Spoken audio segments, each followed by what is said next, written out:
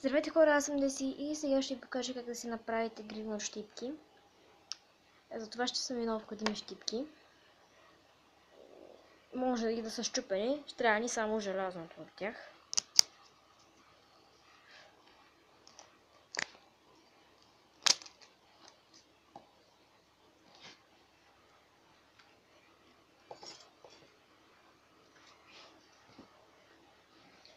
И сега просто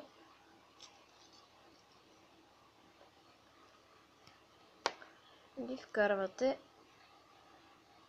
едно в друго. Ето така.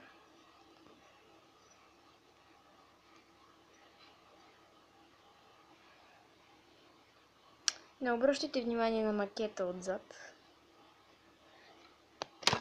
Опа! Получава се това. Също може да го направите и с кламери. И сега просто момент.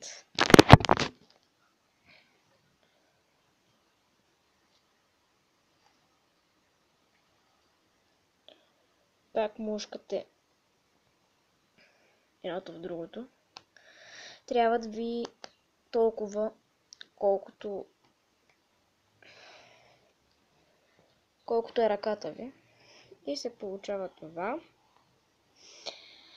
Благодаря ви за гледането. Абонирайте се и дайте положителен вот за клипа, ако ви е харесало. И чао!